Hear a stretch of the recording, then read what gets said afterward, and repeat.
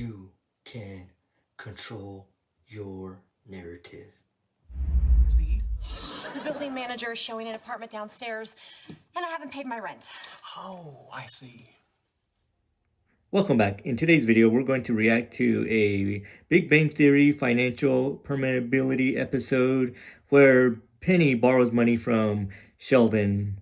So stay tuned for the very end of this video and see what happens or how you'll feel if you keep on borrowing money from family and friends, or if you're one of those that lend family and friends money. So let's get this video rolling. You know, it occurs to me you could solve all your problems by obtaining more money. In this part of the episode, Sheldon is telling Penny what she needs to do is basically make more money so she can have her financial problems taken care of. And that's something a lot of people don't get. They think you only need a 40-hour job, but what you need to do sometimes is increase your income, maybe by having a side hustle or a side job. Maybe you can start a YouTube channel, or you can babysit, or you can shovel snow or mow grass depending on what time of the year it is, and you can monetize that. And it, like, when you're really good, then people are going to talk about how good you are, and they're going to refer you to friends and family or other people that they know that want to just pay someone just to do a job that they don't want to do. So don't overlook trying to get maybe a second job. Maybe you can flip burgers on your second job, something less stressful, but just make extra income. But another part of that is by saving money, by cutting costs in your budget. But if you don't have a budget, that's another good thing you can start, is by starting a budget. So let's keep on going with this video. Oh. In this part of the episode, Sheldon is showing Penny his stash, which he hides his money in a can guarded by snakes. When he opens the can, it just pops out like we've seen. But we should never just have our money laying around, maybe not even in our pockets sometimes. Maybe just a few dollars here and there for maybe a tip. But we should never just have our money everywhere. And that's why Sheldon had his money guarded by snakes. We should put our money in a savings account.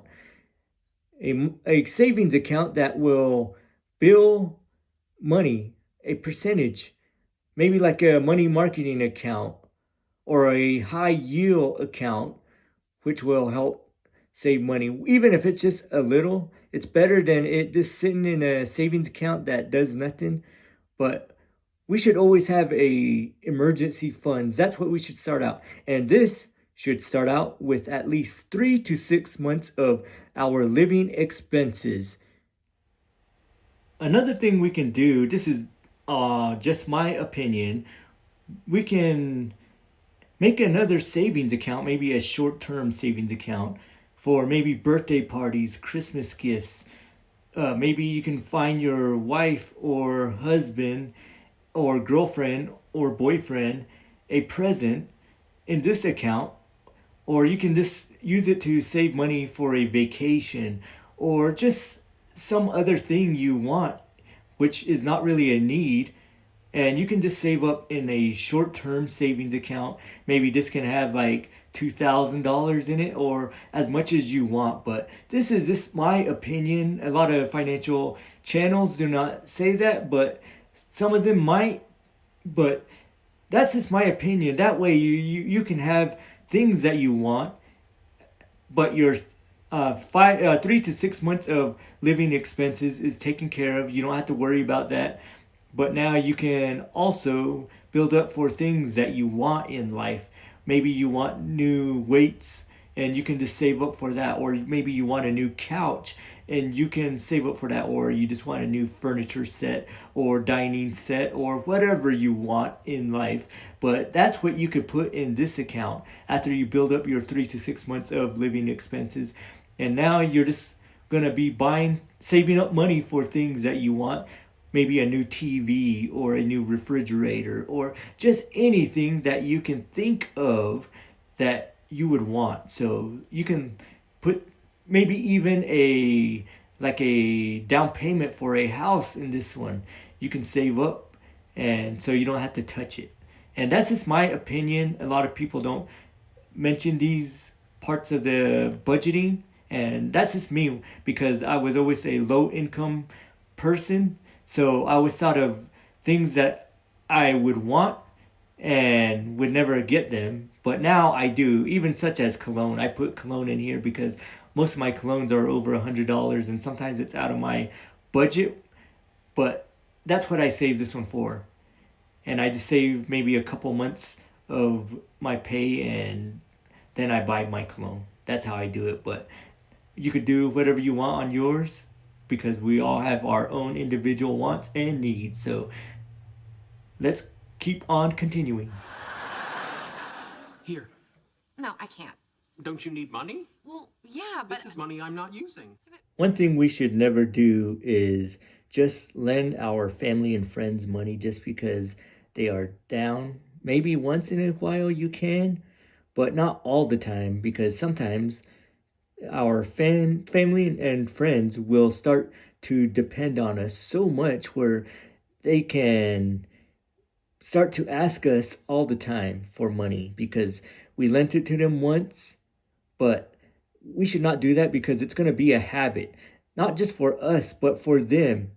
They're going to feel comfortable for asking for money if you do it once.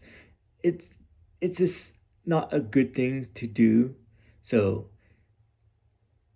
we should not do that all the time. Another thing we should tell them is if you're going to lend them money for the first time, just tell them this is the only time I can help you because you don't want them to constantly keep coming back every time they have financial problems. So just say, I'll do this once, but don't ask me again. And if they do, tell them no and be stern with your words because they will come back and ask you because you gave money to them the first time. And if not, then you can do the first point of this is you can tell them to get another job. And if they say they don't have time, but just tell them you have time to ask me, why don't you make time to get another job or a side hustle, something to help them get money to themselves. The best way to help a friend or family is by giving them advice. Maybe you can tell them to budget. Maybe you can tell them to get another job. Or maybe you can tell them to cut costs. Or you can tell them just something that can help them. That's more valuable than just giving them money. Because giving them money is just a band-aid to a fix. It's just going to temporarily help them, but then they're going to come back to you. So it's better not to give them the money, but give them valuable financial advice that will last them a lot longer than the money that you just gave them. So that's another way that we can help them. If you like this video, then give it a thumbs up. I make videos like this from time to time because I just wanted to try something different. And I am the frugal cyborg, so sometimes I'll make a financial video from time to time. So give it a thumbs up if it will help with the channel. And subscribe if you like this kind of personal development kind of content. And let me know in the comments, have you seen this episode of The Big Bang Theory? And now, let's continue with the video. My expenses account for 46.9% of my after-tax income. The rest is divvied up between a small savings account. The reason why I want to talk about this part of the personal development, I think it is personal development because it involves a lot of discipline, not just financially, but mentally, because it's easy just to blow money. And budgeting, you have to think about things before they happen, like how much you're going to put into savings, how much it's going to cost to pay bills, or I have a thing called the bill account, but Sheldon has the right idea. He has his money saved up, even to a percentage, But no matter what your budget is, start one. Whether it's the Dave Ramsey budget or the Ramit Sethi budget, or what I do is the 3 account system, which one of them is my personal spending, one of them is for my bills, and another one is for my savings. That's how I originally started. Now I have like other accounts in there, but that's how I originally started. But no matter what method you use, we should always have a plan for our money. That's what a budget is. A lot of people don't like to hear budget, they tune out. But what we should do is we should always start a budget. So we never go broke and we never go below. And one of the things is we got to live below our means. And that is the discipline. And that's why I want to add this video to my personal development video list. That's why I want to do this video specifically, because finances is also personal development, because we're growing mentally, but we're also becoming disciplined in our finances, which will help the rest of our lives because we'll be more disciplined in all ways. So that's why I want to come on here, because the alpha male content that I do, they usually don't talk about what to do with your money. They just say make money. Their plan makes them a lot of money, but they don't know what to do with it afterwards because they don't coach on that. But what we can do is learn for ourselves. Videos like this will help you a lot more than those alpha male scam courses, which will say they can make you a lot of money. And we could constantly keep on learning and keep on growing, whether it's in finances, physical fitness, whether it's in just personal development videos. And that's why I want to come on here, because we need to be disciplined in all areas of our lives. If you're a Christian, or if you're a religious person, maybe you have a different religion than Christianity, we need to be disciplined in all areas of our lives. So don't just think that finances is going to take care of you your whole life. You need to develop in other areas so you can be better as a person and better personally, so we can develop the person we want to become. So become that person, whether it's in any area that you're lacking. Mine used to be finances when I was in my 20s, and now it's other places that people tell me that I need to work on, and I try to work on those areas as well. So don't just think that we're perfect like the alpha males do, but keep on improving. And that's why I want to come on and make a financial video, because I haven't made one in a while. And all these alpha males always trying to talk about you need money to get women, or you need money, and all this nonsense that they spew. But what they don't say is to take care of your money. So, and that's one of the weakest points they have. Give it a thumbs up. It was fun making this video and clipping these videos from the Big Bang Theory. But if you like these videos, you can leave that in the comments as well. And I'll try to make more videos like this at least once a month or every other month, depending on how popular my alpha male content videos are. But I'll try to at least make one or more. If you want, you can leave that in the comments. And now, only you can control your narrative, even when it comes to finances.